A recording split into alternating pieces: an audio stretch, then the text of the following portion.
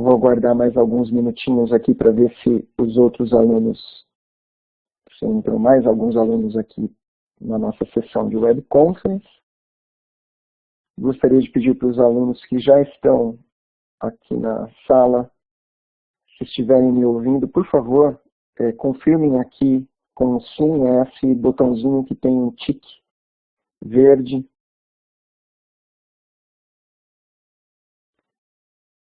Temos nesse momento alguns alunos já. Selma, Vanessa.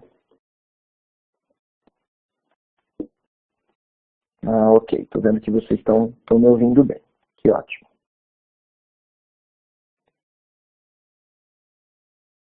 Vou aguardar mais alguns minutinhos, ok? Mais uns 2, 3 minutinhos e eu já inicio aqui em explanação sobre o conteúdo.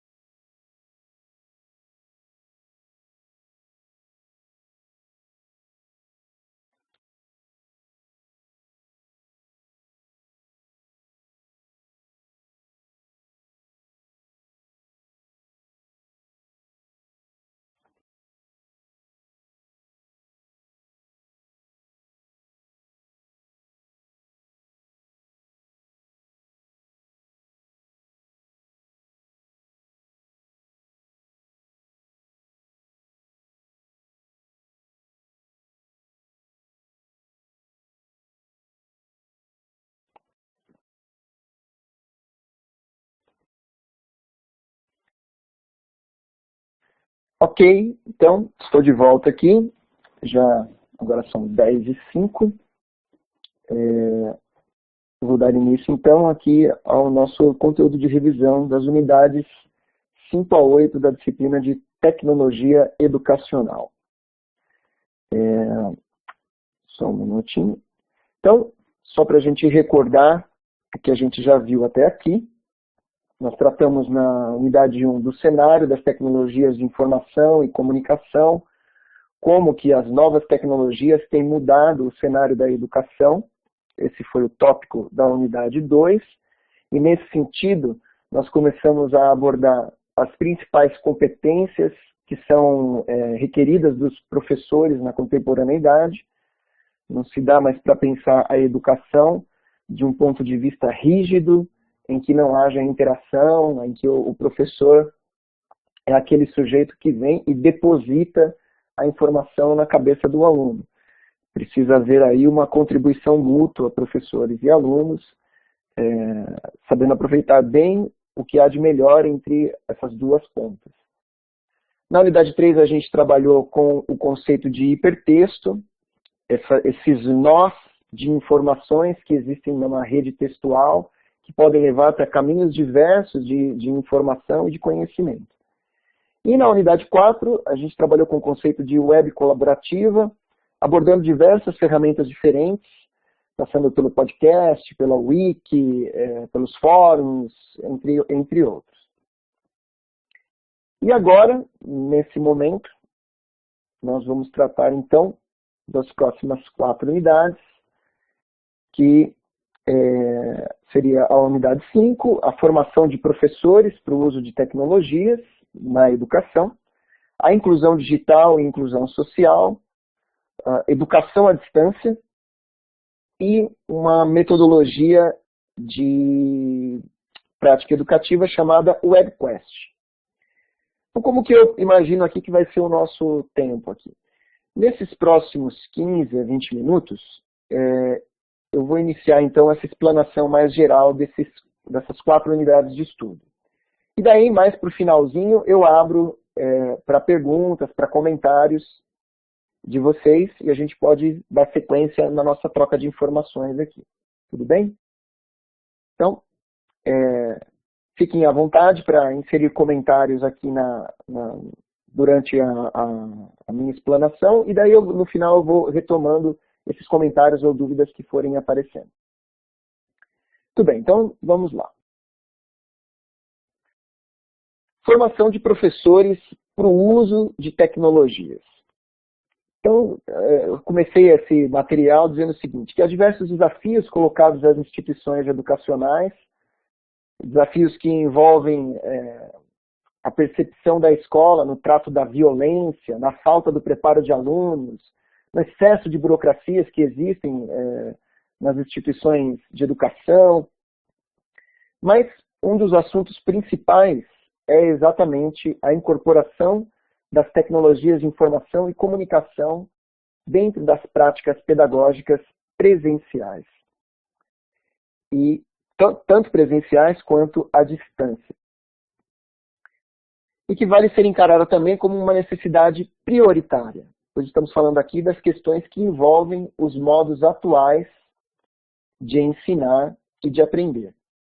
A formação docente para atuação com o uso de tecnologias da informação e da comunicação se faz muito necessária.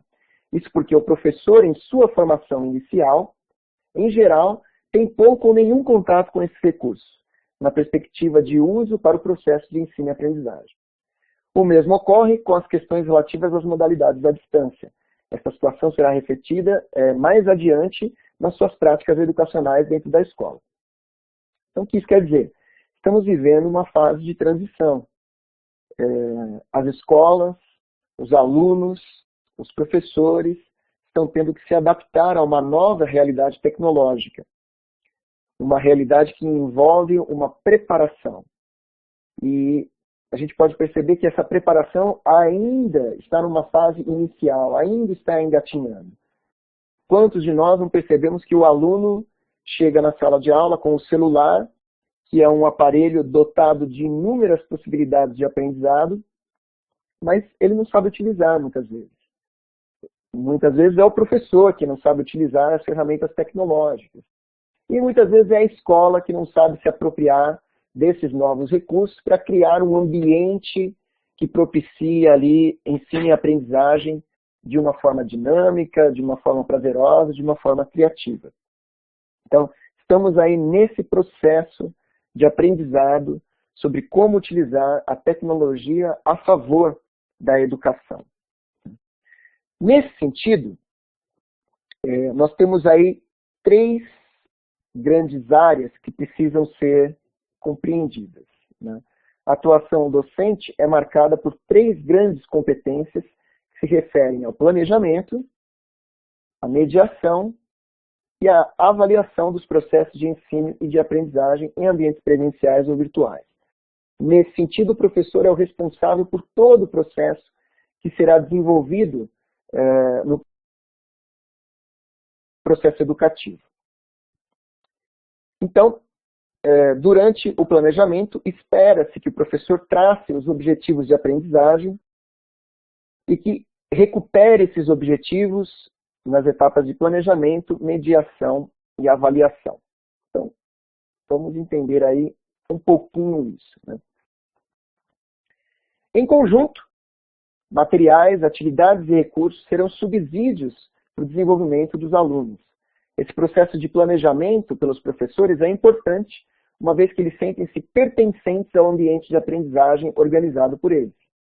O processo de mediação, por sua vez, pressupõe uma postura do professor como mediador da aprendizagem, aquele que provoca, desafia, acompanha, intervém, auxiliando o aluno a compreender, analisar, refletir e realizar novas composições.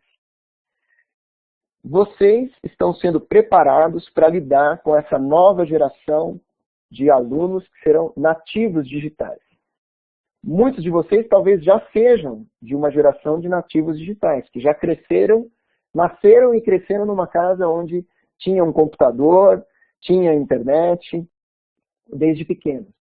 E quase que por osmose a gente vai aprendendo a lidar com essas tecnologias de uma maneira muito natural, que nem sempre é tão natural para o professor. Mas, de qualquer maneira, como eu disse, estamos aprendendo, estamos sendo introduzidos nessa nova situação de ensino e aprendizagem. E nesse sentido, a palavra de ordem para o professor, é a mediação. Vou até escolher uma outra ferramenta aqui. A mediação. Mediação é a atitude que o professor toma para se apropriar dos conhecimentos prévios que os seus alunos já têm, dos seus próprios conhecimentos prévios, ajudar no momento da aula a resgatar esses conhecimentos, compartilhar o conhecimento com os demais colegas, alunos e professores, e ressignificar esses conhecimentos prévios, atribuindo novos conhecimentos e ajudando os alunos e o próprio professor a dar um passo mais longe, a ter uma visão um pouco mais ampliada sobre aquele conteúdo que está sendo passado.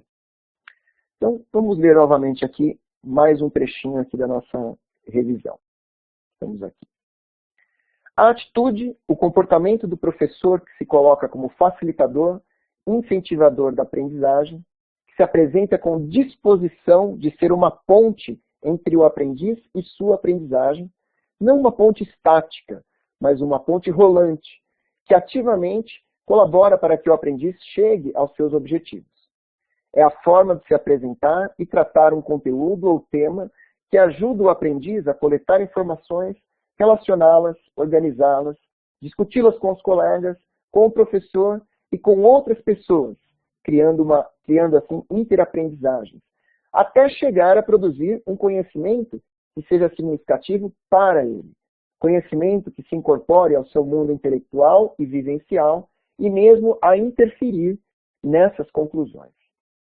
Esse é o nosso papel, futuros educadores.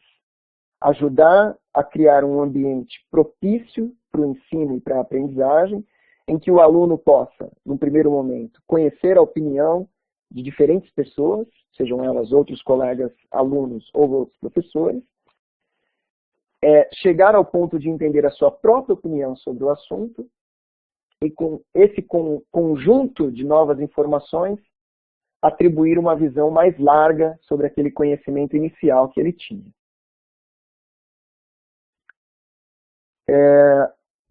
Vinculado à ação docente mediadora, encontra-se a maneira de avaliar que se espera do professor. Ao referir-se à mediação da aprendizagem, refere-se também à avaliação processual e formativa, ou seja, aquela que ocorre durante o processo de aprendizagem por meio do acompanhamento de diferentes atividades e recursos, e na qual a intervenção docente está comprometida com a aprendizagem do aluno. O que quer dizer isso? Quer dizer que o professor não pode ser aquele sujeito que avalia só no final.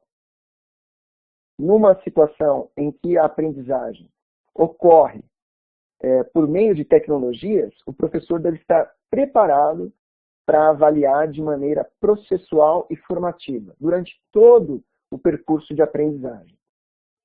É o que nós estamos fazendo muitas vezes aqui na nossa disciplina. Vocês interagem com uma unidade de estudo, compartilham informações no fórum, contribuem nas nossas trilhas de aprendizagem, na nossa wiki, depois realizam atividades, são avaliados por aquela atividade naquele pedacinho do processo, e assim vão usando esses conhecimentos daquela unidade de estudo para incorporar esse mesmo conhecimento à próxima unidade de estudo. Construir essa postura de planejamento, mediação e avaliação em um ambiente de aprendizagem com uso de tecnologias ainda é um desafio para muitos professores. Desaprender a ensinar em uma vida de mão única, compreender a dinâmica do próprio ambiente, explorar as potencialidades dos recursos disponíveis e reconhecer que a aprendizagem é um processo contínuo, está na base da construção de uma nova atitude. Não há mais como fugir desse novo processo de educação. Todos nós estaremos sujeitos a lidar com estudantes que estarão aptos a lidar com as tecnologias e estarão sedentos por aprender de uma maneira que seja processual, que não seja mais meramente de absorção de uma informação que vem de cima para baixo, mas que seja uma construção compartilhada de informações. Então, dessa forma, nós temos aí 3 grandes áreas para serem pensadas.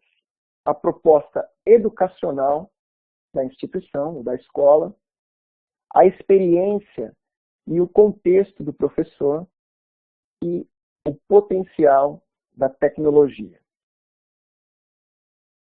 Se a gente olhar bem aqui, voltando lá para as nossas 3 competências iniciais, que é a competência do planejamento, da mediação e da avaliação, essas 3 grandes áreas estão aqui inseridas. O planejamento está intrinsecamente ligado à proposta educacional. Essa proposta educacional depende da própria escola, como depende da capacidade do professor de organizar propostas educacionais. A mediação em si está intimamente ligada à experiência e contexto do professor. Vai no dia a dia lidar com os alunos, ajudando-os a construir o conhecimento. E a avaliação também está intimamente ligada ao potencial da tecnologia. Existem aí inúmeros recursos tecnológicos para que a gente possa fazer tanto a mediação quanto a avaliação dos alunos nesse processo de construção do conhecimento. Então vamos tratar um pouquinho de cada uma delas. Para o desenvolvimento de competências, são propostas metodologias ativas, que propiciem a aprendizagem significativa. Desse modo, o planejamento da aula precisa estar em consonância a uma proposta que perceba o aluno como um ser ativo na construção do seu conhecimento, bem como articulada com a vida real do educando. As definições dos temas a serem estudados, os temas que serão subsídios, bem como as atividades propostas, devem buscar alinhamento com essa visão educacional. Muito bem, meus estimados alunos. Isso significa dizer que nós temos que ver o nosso aluno como um sujeito que tem potencial para aprender por conta própria também, né? Que pode buscar informações, que pode trazer informações, pode colaborar com informações e que pode, por si próprio, compreender que ele está construindo um conhecimento. Nós estamos ali ajudando a mediar, né? Ajudando-o a perceber que há vários caminhos. Ele veio com uma informação A, você sugere também uma informação B, para que ele tenha outros pontos de vista, e ao final chegar a uma conclusão sobre aquele assunto. Diante de um contexto de mudanças, a consideração da experiência do professor é de fundamental importância para que se parta de um ponto de referência. Uma nova forma de atuar não significa a desconsideração ao histórico de vida profissional, mas sim a ressignificação de conhecimentos já adquiridos nos processos de formação e de experiência em seu contexto de atuação, diante do novo que se coloca. Então, vamos esclarecer esse parágrafo aqui. O ponto de partida é sempre a informação que o professor traz. Ele, normalmente, é quem contextualiza o assunto que está sendo colocado ali naquele momento. A partir dessa experiência própria do professor, ele pergunta para os seus alunos, né, que são sujeitos ativos, Qual é a experiência que eles já têm sobre determinado assunto, sobre aquele assunto proposto. E vai ajudando no seu processo de mediação a colocar em perspectiva todas essas informações. É um grande quadro com muitos post-its colados, com informações vindas de diferentes pessoas, e que ao final nós vamos tentar atribuir um significado mais abrangente. Então, considerar o contexto no ato formativo significa reconhecer que o conhecimento não é só um processo cognitivo, mas também histórico-cultural. Nele estão representados os pensamentos das pessoas por meio da expressão das próprias ideias, da reelaboração do pensamento do outro e da conexão entre crenças, conceitos e experiências, tendo em vista aprofundar a compreensão da realidade que as constitui e por elas são constituídas em uma relação dialética, em uma relação de mão dupla, de diálogo, entre os vários sujeitos que estão presentes ali na sala de aula.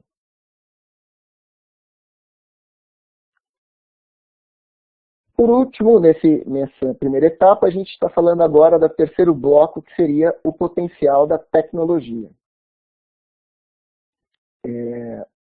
Nesse sentido, nós devemos aproveitar a tecnologia para acessar conteúdo, para registrar um processo, seja ele um processo de atividade ou um processo de verificação de um conteúdo, usar a tecnologia para se apresentar e conhecer as outras pessoas, para reforçar um conceito em um determinado momento da aula, para trocar ideias e experiências. Nós temos lá o nosso fórum, as nossas wikis, em que a gente cria esse momento de trocar ideias e experiências. Até posso dizer que é pouco explorado pelos nossos alunos de tecnologia educacional, que poderiam utilizar mais esse ambiente. Quem concorda, dá um sorrisinho ali, no nosso botãozinho de sorrisinho. Precisamos trocar mais ideias e experiências. Se não, do contrário, nós vamos usar a tecnologia de uma forma muito rígida e muito fechada. Os nossos textos, eles são primeiramente para adquirir um ponto de vista. Mas ao final, eles devem ser só um ponto de partida. No final, o que nós devemos mesmo é postar nossa própria experiência com esses conteúdos. Dizer para o próximo o que nós pensamos sobre aquele determinado ponto de vista. Enfim, colaborar com a construção do conhecimento, que é a próxima palavra-chave aqui. Comunicar.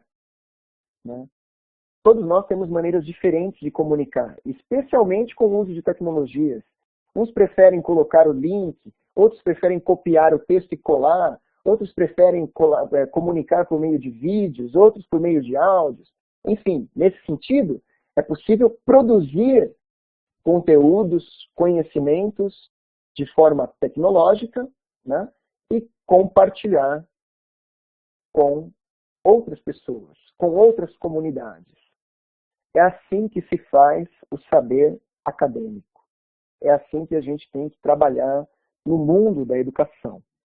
Foi-se a época em que nós tínhamos um sistema de depositar, como diria o Paulo Freire, a informação na cabeça das pessoas. Hoje nós temos que transformar conhecimento. Antes de definir o uso de um recurso, o professor precisa ter clareza do objetivo de aprendizagem a ser alcançado e somente em seguida identificar o recurso que possui potencialidades que propiciam o desenvolvimento do aluno naquele sentido. Então, o que quer dizer isso? A gente identifica o que nós queremos discutir em termos de conteúdo naquele momento. E depois identificamos qual a melhor ferramenta para se trabalhar aquele conteúdo. Então, um exemplo aqui. Né? Considerando a prática do ensino em ambiente virtual, diante de um momento em que seja necessário o aluno expressar seu conhecimento prévio, o professor pode escolher um recurso como o diário, que permite o aluno registrar a forma como compreende inicialmente determinado conceito. Diferente de uma outra etapa. Se numa etapa posterior é importante perceber a evolução dessa compreensão inicial, Então, o professor pode dispor um conteúdo disparador e promover a troca de ideias e experiências em um fórum, por exemplo, e assim por diante. Muito bem. Outra questão a ser considerada é o uso de diferentes mídias para acessar a informação e disparar diferentes contatos para a representação do pensamento por meio de linguagens diversas, usando a imagem, o vídeo, o áudio, entre outras, como metáfora para compor novas reflexões. Porém, o desafio que se coloca é o uso dessas mídias não só em diferentes contatos que detonam a representação do pensamento, mas principalmente como forma de representá-lo ao longo do curso. Vocês podem perceber que no decorrer da nossa disciplina, vocês têm lá contato com diversos modos de representação de um conteúdo, seja no formato de vídeo, seja no formato de webconferência, como estamos fazendo agora, seja no formato de enquetes, podcasts, enfim. Todos nós temos preferências por esses formatos. E isso ajuda bastante na hora de compreender um determinado conteúdo. O uso da palavra escrita, ainda predominante nos cursos, tem cedido espaço também para outras possibilidades existentes nos diversos recursos audiovisuais disponíveis na web, que permitem a produção e o compartilhamento de informações de diferentes formas. Muito bem. Então, encerrei aqui esse primeiro bloco, que tratava da unidade 5. Estou entrando agora na questão da inclusão digital e da inclusão social. E daí nós temos aqui um parágrafo inicial do teórico Castells, que diz o seguinte: a multimedialização é fruto da integração do sistema clássico de meios com o mundo das telecomunicações, da informática e, em definitivo, com os avanços produzidos com a digitalização da informação. É, de fato, não só um processo midiático, mas também um processo sociocultural derivado do que Castells denominou a sociedade em rede. E daí, eu pergunto a vocês, parando para pensar no Brasil, no mundo como um todo, quantas pessoas têm acesso a esse tipo de formação pessoal, formação acadêmica, formação profissional, formação para o mundo mesmo, por meio de mídias, por meio de troca de experiências em rede? São poucas pessoas, posso dizer para vocês que são poucas pessoas, menos da metade da população. A gente vai ver alguns dados aqui que são bastante assustadores. Veja só.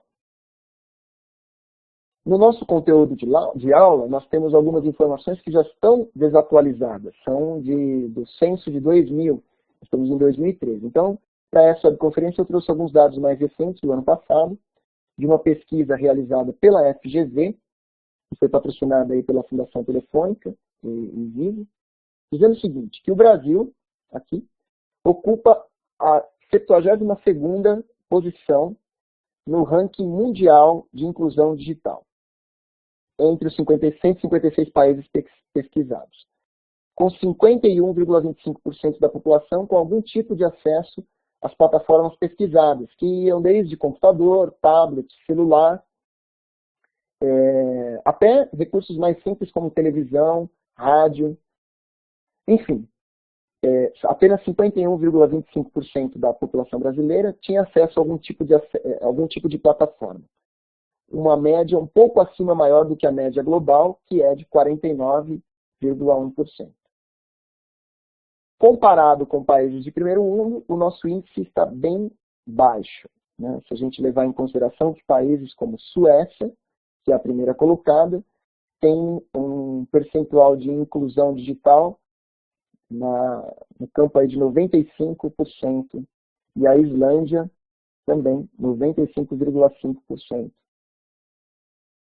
Isso quer dizer que vocês são privilegiados, fazem parte da metade da população que tem acesso a informações no campo das mídias digitais, né, e que podem aproveitar dessa inclusão digital para estarem socialmente incluídos no mundo, né, porque a inclusão digital promove a inclusão social. Isso tem que promover dentro de nós uma reflexão sobre o que vem por aí, né? Vamos levar em consideração os nossos alunos no ensino fundamental, no ensino médio. Todos eles têm acesso... Perdão. Muitos deles têm acesso a computadores e a celulares. Nem sempre sabem fazer bom uso. Mas há uma grande parte deles que ainda não tem acesso a essas tecnologias. Então, o que fazer em sala de aula? Como vou utilizar o celular e outras coisas em sala de aula se alguns têm e outros não têm? São perguntas que a gente deve começar a fazer, porque há como utilizar, há como fazer projetos em que o aluno que não tem consiga estar junto do aluno que tem a tecnologia e aprender junto. Há como fazer isso, mas nós temos que desenvolver aí no dia a dia, na prática docente, essa perspectiva, essas experiências. Então, vamos ler aqui mais um trechinho. A educação é um processo e a inclusão digital é elemento essencial desse processo. A rede mundial de computadores assume papel fundamental a ampliar o acesso ao conhecimento, que se transforma no centro da competitividade e na principal riqueza da sociedade contemporânea. As escolas e universidades constituem também componentes essenciais à inclusão digital, uma vez que diversos protagonistas, professores, alunos, especialistas, membros da comunidade, atuam em conjunto para o processo de construção do conhecimento coletivo. A minha esperança é que, aprendendo a estudar dentro de uma aula que é no ensino à distância, vocês também possam reproduzir esses formatos quando vocês forem docentes, ou se já são docentes, reproduzirem isso nas escolas onde vocês forem. Existem hoje inúmeras ferramentas que permitem essa inclusão dentro do espaço escolar e fora do espaço escolar, do espaço da escola. O mundo das novas tecnologias da informação não se apresenta aos seus usuários docilmente, como se fosse um Éden de facilidades e de libertação do ser humano das tarefas repetitivas e rotineiras. Ele faz parte de um mundo que deve ser conquistado por ações tecnológicas, educativas e políticas. No fundo, o mundo das informações e os espaços do conhecimento são em si espaços de lutas. Sua apropriação se dá por esforços organizados, intencionalmente construídos em planejamentos estratégicos sofisticados. Isso quer dizer que nós precisamos trabalhar em conjunto, né? Os professores desse período da pós-modernidade são professores que trabalham em conjunto. Em conjunto com quem? Em conjunto com a escola, em conjunto com a comunidade que está no entorno da escola, as famílias, as ONGs, outras instituições de caráter social, trabalhando em conjunto para promover a difusão do conhecimento, promover interações e, mais do que isso, eu penso, trabalhar para que o conhecimento não fique só no conhecimento em si, possa ser transformado em atitudes, em situações práticas, né, que transformem realmente a sociedade. Daí nós entramos aqui numa questão mais da inclusão social a partir da cybercultura. E um dos principais teóricos que estuda a cybercultura é o Pierre Levy, que diz o seguinte, que nesse caráter de cybercultura é o principal canal de comunicação e suporte de memória da humanidade a partir do início do século XXI, é o novo espaço de comunicação, de sociabilidade, de organização e de transação da informação e do conhecimento. O conjunto das técnicas materiais e intelectuais, de práticas, de atitudes de modos de pensamento e de valores que se desenvolvem juntamente com o crescimento do cyberespaço. Todas essas condições que envolvem a comunicação e a informação em si estão acontecendo agora no espaço da cybercultura. O espaço da cybercultura é esse espaço tecnológico onde as opiniões são compartilhadas, onde o conhecimento é compartilhado, numa plataforma digital. Né? Então, por isso, por essas e outras, a gente precisa começar a pensar nessa questão de projetos de inclusão digital. E aí eu deixo para vocês um desafio. Se vocês começarem a pesquisar na internet, vocês vão ver que existem já, em inúmeras escolas, diversos projetos de inclusão digital. Vale a pena investigar esses projetos. Vale a pena identificar como os alunos e o próprio professor são transformados quando eles decidem participar de projetos de inclusão digital. Seja para trazer o pai do aluno para dentro da sala de aula num sábado, e o próprio aluno ensinar o pai a como utilizar a internet, a como criar um blog, a como criar um e-mail, uma conta no Facebook, seja para estimular propriamente o conhecimento de um assunto específico, matemática, geografia, história, literatura e por aí vai. São situações que dão um prazer diferente para nós, enquanto educadores. Então, vou terminar esse trechinho aqui. O projeto de inclusão digital, no mínimo, permite que os alunos entendam um pouco esses sistemas abertos de comunicação, já que implica na formação de algumas modalidades do trabalho com o computador. Se for voltado a ampliar essa rede de forma a compartilhar e favorecer a construção de novos conhecimentos, especialmente quando se trata de um projeto inserido na esfera pública de educação, pode apresentar resultados positivos, ainda que tímidos, no que diz respeito à cidadania e fortalecimento da consciência crítica, já que, indubitavelmente, são múltiplas e multifacetadas as possibilidades do recurso a tecnologias em situações de ensino. Então, ir além da educação, promover a cidadania por meio de projetos de inclusão digital. Pode-se concluir que esse processo tem se desdobrado em direção a um horizonte em permanente construção. Comprovou-se por pesquisas que o encontro de professores e alunos em um projeto de inclusão digital produz um crescimento individual e coletivo e promove a materialização de alguns objetivos como, olha só que interessante o que acontece nessa situação. Possibilidade de visualizar a igualdade de oportunidades em pelo menos um âmbito de suas vidas. Igualdade. Né? Sentir-se trabalhando de igual para igual, alunos, professores, familiares, sociedade. Recuperação da autoestima. Quando a gente coloca as pessoas em conjunto para participar, não é mais o outro que sabe mais do que eu. É um sentimento de que estou participando, posso contribuir. Socialização de sentimentos positivos no espaço escolar, além da realização do sonho de saber mexer no computador com perspectiva de alguma evolução social. Vou dar mais um sorrisinho aqui, porque eu espero realmente que todos nós, em algum momento da nossa prática educativa, consiga realizar um projeto de inclusão digital.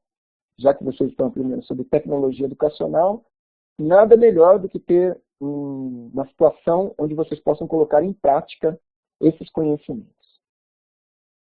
Educação à distância é o nosso próximo tópico aqui da unidade 7.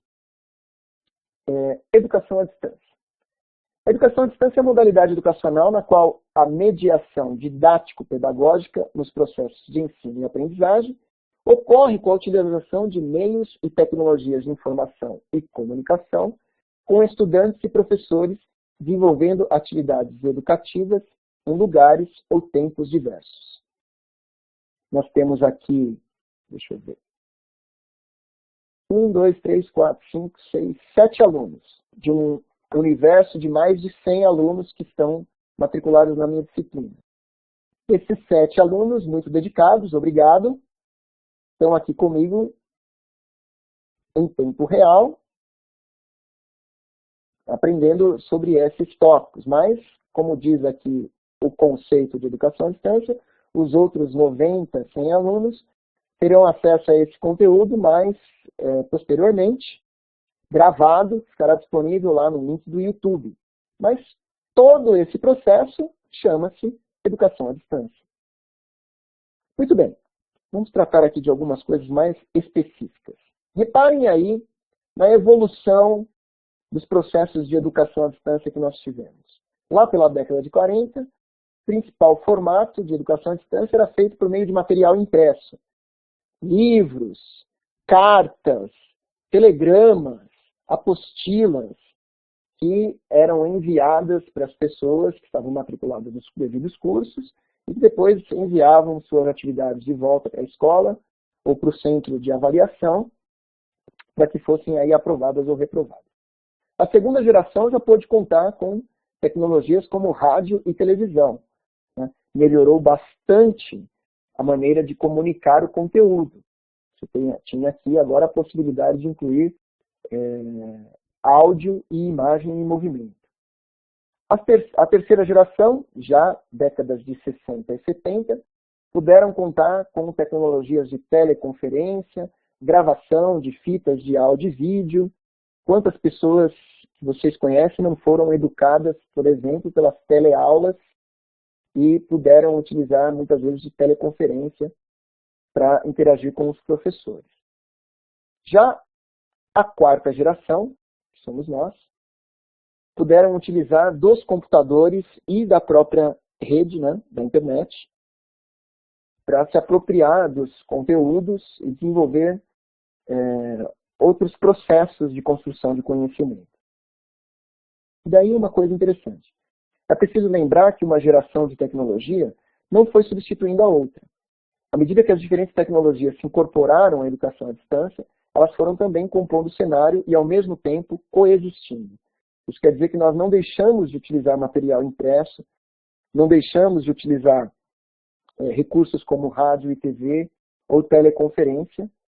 Ao contrário, todas essas tecnologias foram sendo incorporadas a essa quarta geração que teve acesso ao computador.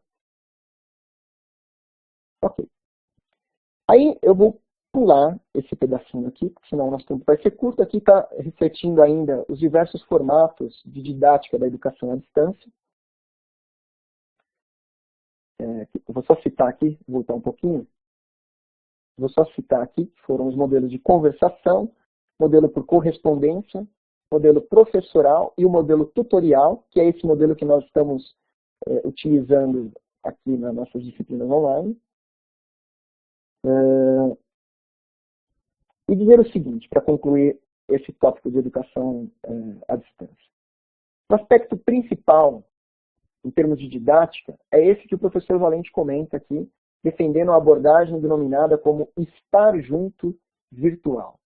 Nós precisamos criar essa sensação de estar junto virtualmente, de sentir que o professor está ali, ele faz parte, ele responde às minhas dúvidas, ele quer compartilhar, ele quer conversar comigo sobre o conteúdo. E eu quero também devolver um feedback, devolver uma opinião minha, participar com um comentário meu, com uma coisa da qual eu me apropriei em termos de conhecimento.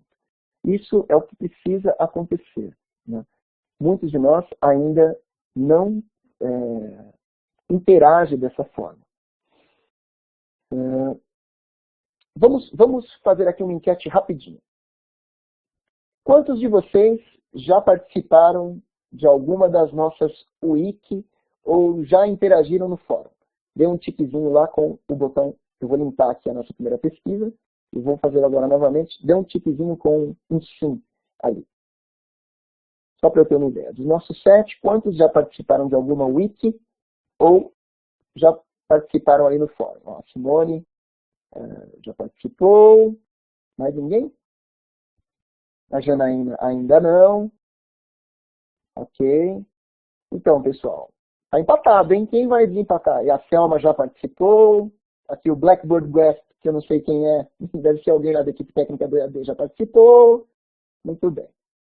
Ok, então, em termos de Enquete, nós temos mais gente que participou do que gente que não participou. Isso é bom, mas a gente pode ver que estamos aprendendo, né? É um aprendizado lidar com a tecnologia e com a didática da educação à distância. Então, convido vocês a participarem. No final, nossa enquete ficou empatada, 3-3. Convido vocês a participarem.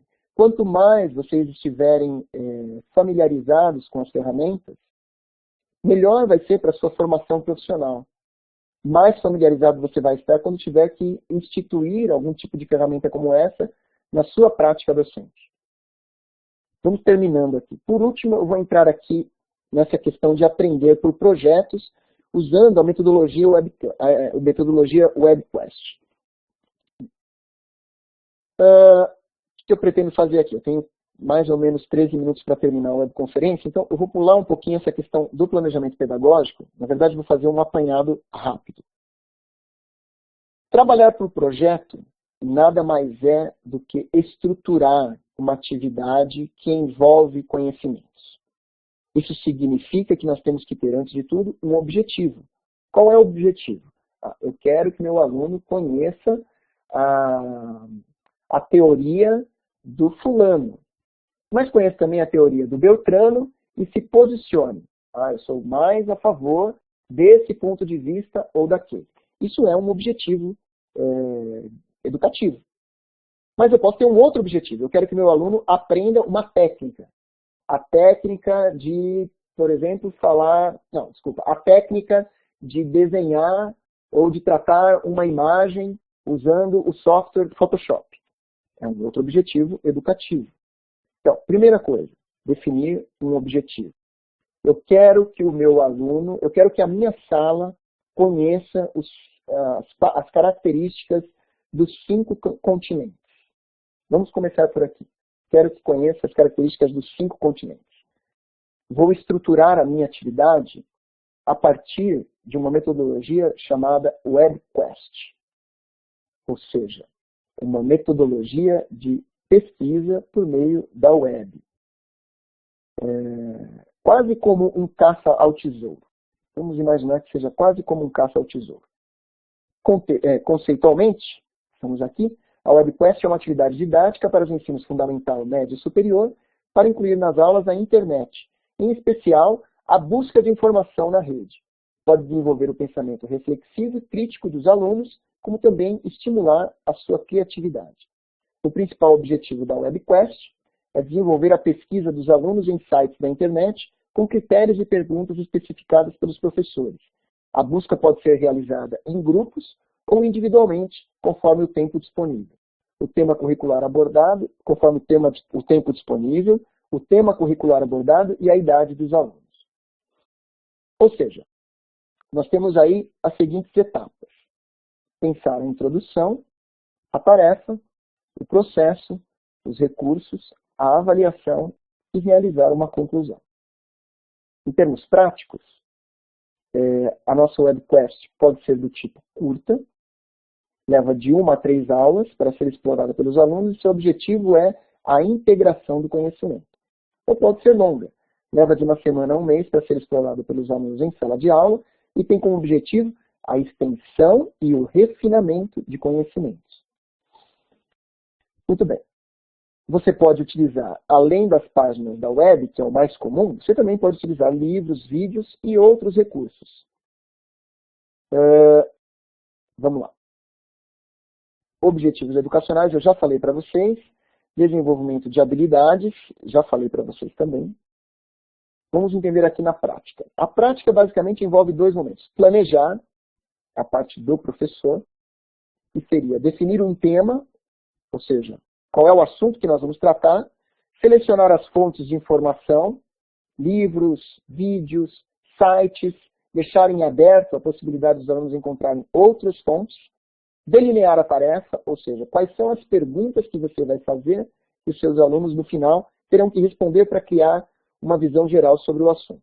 E estruturar o processo, ou seja, o que vai acontecer no aula a aula. Quais são os pequenos pedaços de construção de conhecimento que serão promovidos no aula a aula. E depois, formatar a atividade.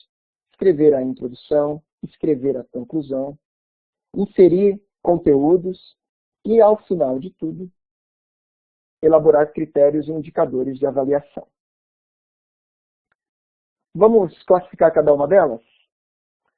Então, a introdução é determinar a atividade em si.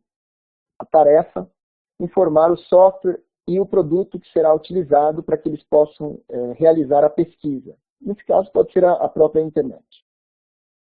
Processo. Definir a forma na qual a informação deverá ser organizada. Ou seja, eu pesquiso na internet, mas eu posso desenvolver um vídeo, eu posso fazer um podcast, eu posso colocar a informação na rádio da minha escola. Fonte de informação. Sugere os recursos. Quais são as páginas da web, quais são os capítulos de livro, quais são os vídeos. Avaliação.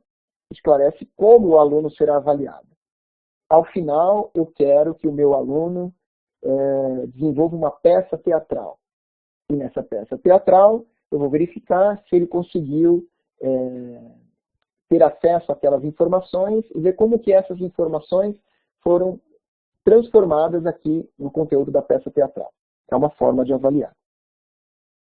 E por último, a conclusão. Resumir os assuntos explorados na WebQuest e os objetivos supostamente atingidos. Aqueles objetivos que você traçou lá no início devem ser verificados agora, se após realizar todas essas etapas, o aluno realmente conseguiu absorver aquele conteúdo, conseguiu compartilhar, conseguiu se posicionar com relação ao tópico abordado. E uma última etapa, que é a etapa de créditos, seria informar as fontes de onde são retiradas as informações para montar a WebQuest. Quando página da web, coloca-se link. Quando material físico, coloca-se referência bibliográfica. É também um espaço de agradecimento às pessoas ou instituições que tenham colaborado na elaboração. Isso é uma etapa importante, pessoal. Poucos de nós aprendemos a dar crédito pelo que nós vamos tomando por aí, né? Nós tomamos de livros, tomamos de vídeos, tomamos informações da internet e nem sempre damos o crédito àquela pessoa que inicialmente realizou a pesquisa ou formatou o vídeo e tudo mais. Então, fica aqui a dica para vocês trabalharem com metodologia WebQuest. Promover aí um planejamento para usar essa metodologia em sala de aula. Quem sabe eu não consiga ver lá no nosso fórum alguns exemplos de atividades que vocês já tenham feito ou que vocês estão se preparando para fazer. Se coloque na posição de um educador já. Pense no que você pode contribuir aí para a sua comunidade, às vezes participando de uma ONG, se você ainda não for professor, ou mesmo numa escola como voluntário, fazendo projetos de inclusão digital, trabalhando com metodologias WebQuest, enfim, fazendo aquilo que está na nossa missão, educar. Educar para a vida, educar para um futuro melhor, educar para realmente haver um crescimento pessoal. Ok? Então temos aí uns 5, 10 minutinhos finais para algum comentário dos alunos, para alguma dúvida mais pontual, se alguém tiver alguma dúvida eu puder esclarecer agora. Fico aberto aí à opinião de vocês. Vou agradecê-los pela paciência, porque ficar ouvindo aqui um professor falando aqui 20, 30 minutos não é fácil. Antigamente, os alunos conseguiam, lá pela década de 20 até a década de 40, os alunos conseguiam prestar até 40 minutos de atenção numa aula. Hoje, numa pesquisa recente, identificou-se que os alunos prestam atenção, sem desviar a atenção, em média 6 minutos. E vocês estão aqui aguentando firmes 30 minutos. Então, parabéns para vocês. Estou aplaudindo-os e me colocando à disposição para as dúvidas e comentários. Professor Roberto? Obrigado. Oi, é a Cristina, tudo bem? Sim, estou ouvindo. Tudo bem. Uma pergunta a respeito de inclusão digital. Você estava mencionando que, né, como uma futura educadora, é muito importante trazer, né, a questão de inclusão digital para a sala de aula. Mas para lembrar que muitas vezes nem todos os alunos têm acesso à tecnologia, ao celular. Quais seriam, como lidar com isso? Então, por exemplo, se eu quisesse fazer, né, um projeto de webquest, que as pessoas realmente fossem na internet fazer a busca da informação, né, usar a internet como, né, a ferramenta de pesquisa principal. Eu desconheço, por exemplo, como está estruturado hoje as escolas públicas no Brasil. Elas todas obrigatoriamente têm sala com computador? Existem bibliotecas? Existe uma forma desse aluno achar tecnologia se ele não tem em casa? Entendi. Olha, existem aí diversas possibilidades. A gente poderia criar uma possibilidade para uma escola que não tem computador na escola. Vamos imaginar, essa seria a pior situação, né? Você não tem computador na escola, mas dá para trabalhar com webquest. Você ainda pode pedir para os alunos que tenham computador na escola, montar grupos, que tenham computador em casa, você monta grupos de estudo. O aluno que tem computador em casa propõe para os seus colegas de grupo, vamos na minha casa identificar sobre o continente europeu. Vamos descobrir o que tem no continente europeu. Um outro que tem computador em casa monta um outro grupo de alunos e vai descobrir sobre o continente americano. No final, passado uma semana, duas, a gente chama os grupos para a sala de aula e vamos descobrir o que vocês descobriram sobre esses continentes. Seria uma proposta, né, de trabalhar quando não há computador na sala de aula. Mas vamos supor que na sua sala você identificou lá que tem alguns alunos que têm celular com acesso à internet. Você pode dividir os grupos em sala de aula e pesquisam pelo celular, muitas vezes. Quantos e quantos alunos não chegam em sala de aula com o celular e fazem uso indevido do celular? A gente poderia aí criar uma condição para ele usar o celular de uma maneira produtiva. É como eu te disse, desculpa, é Cristiane ou Cristina? Cristina. Cristina. É como eu te disse, nós estamos aprendendo a utilizar esses recursos. Muitas coisas estão no campo da experimentação ainda. Se você olhar no nosso material da webquest, você vai verificar que existem diversos exemplos de como utilizar a webquest. E a webquest é uma forma de inclusão digital, né? É utilizar a web para pesquisa, para produção de conhecimento. E lá tem exemplos, inclusive, de como trabalhar a metodologia em si em sala de aula. Como organizar os alunos, como trabalhar com a tecnologia, como os alunos podem devolver isso em formato de textos ou em formatos audiovisuais. Mas eu penso que o professor precisa ter a percepção de que há alunos que são mais adiantados no uso da tecnologia e há alunos que são mais atrasados.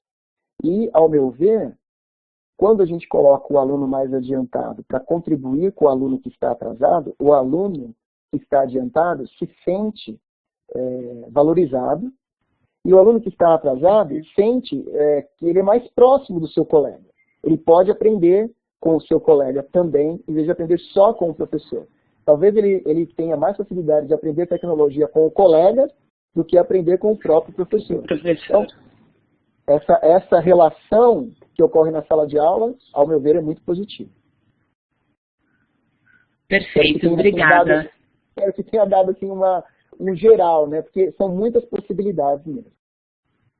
Basicamente, né, em ver aonde, né, existe uma tecnologia, ou na escola, ou na casa, um aluno, um celular, e fazer, e aproveitar, né, aquilo que existe para os outros alunos também. Entendi. Eu me lembro da minha professora, eu me lembro de uma professora que, na época em que não tinha celular, que não tinha data show, que não tinha nada disso, me lembro de uma professora que trazia para a sala de aula a televisão da sua casa, trazia a fita cassete, e nós assistíamos filmes, e ela discutia o filme, fazia a relação com o tópico que estava sendo estudado, e era o máximo. A gente saía de lá cheio de coisas para compartilhar. Eu vou abrir aqui um espaço para Simone. Simone, você pode utilizar a ferramenta de texto, digitar no bate-papo, como pode também utilizar microfone se você quiser falar. Olha aqui, os alunos já estão se posicionando aqui. Eu já fiz uma atividade pela internet com meus alunos, onde dividi quem tinha computador e acesso fácil e quem não tinha. E juntei esses alunos para que todos conseguissem participar. Tá legal? Professor, podemos propor o caminho inverso, uma biblioquest? Pois hoje em dia, ao propor a pesquisa, a maioria dos alunos automaticamente pensam em internet e ficam cada vez mais distantes das bibliotecas. Livros e outros recursos que não sejam a internet. Claro, eu acho ótimo. Tudo vai depender lá do que a gente conversou sobre planejar a atividade. A gente pode começar a atividade pela biblioteca. Fazer o disparo da informação inicial através de um livro ou de uma história em quadrinhos, de algo que promova a leitura por meio de peças impressas. E, a partir dessa informação inicial que ocorreu ali na biblioteca, a gente propõe para o aluno o próximo passo, é uma outra informação que está lá na internet, mas você vai ter que descobrir. É um caça ao tesouro. Você tem que descobrir neste site onde está aquele pedacinho da informação que vai ajudar a contribuir com essa informação que você já adquiriu lá na biblioteca. Vocês estão vendo como isso é bom? Tem uma coisa dinâmica aí. Tem algo que faz o aluno sentir, puxa, mas isso aqui não está mais com cara de aula. Está com cara de conhecimento, de interação, de compartilhar, de interagir, né, de se envolver pessoalmente. Eu tenho uma coisa que eu posso descobrir, quem é que vai descobrir primeiro? Isso é muito legal. Isso faz com que o aprendizado fique mais interessante.